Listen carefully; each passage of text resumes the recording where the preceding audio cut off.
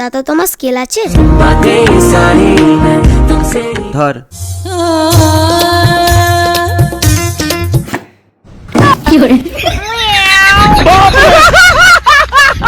মা আমি পড়তে বসবো, আমাকে একটু ডিস্টার্ব করবে নি।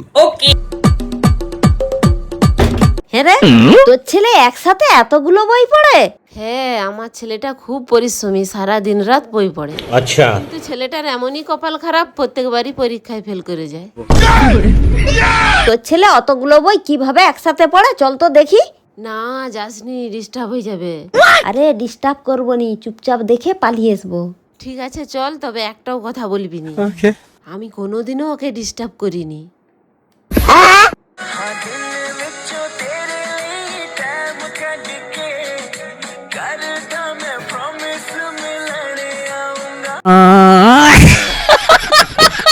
আমার ছেলে এই এলাকায় সবচেয়ে বেশি ইনকাম করে, মুম্বাই শহরে কাজ করে। ও মুম্বাইয়ে কাজ করে? কি কাজ করো বাবু?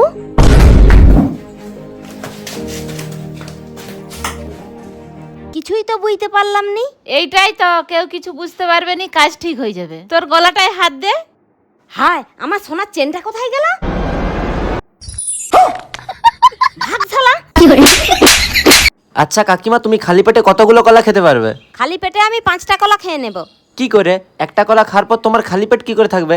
পেট তো একটু হলেও ভর্তি হবে। রে কি করতেছু? এই যে বসে আছি, কলা খাবি? হ্যাঁ খাবো, দে। হ্যাঁ দেবো তো।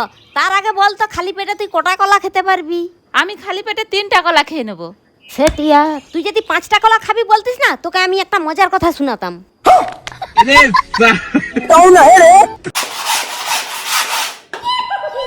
দেখ তো নয়ন, তরকারির দাগটা উঠছে নাকি?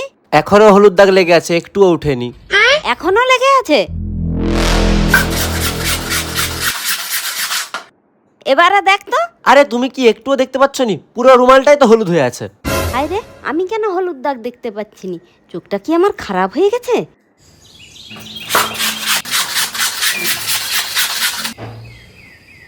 এবারে দেখ তো। দেখো তুমি ভালো করে, পুরোটাই হলুদ হয়ে আছে চারদিকে। শালা চোখটা মনে হয় আমার গেছে, চশমা লাগাতে হবে। এবারে জোর কদমে ঘষবো, দেখবো কিরকম দাগ উঠেনি। যা, ছিঁড়ে গেল। ঘষতে ঘষতে রুমালটাই ছিঁড়ে গেল। এখনো কি হলুদ দাগটা উঠেনি? ধুর, একটুও হলুদ দাগ উঠেনি। কি তখন থেকে ধুচ্ছ?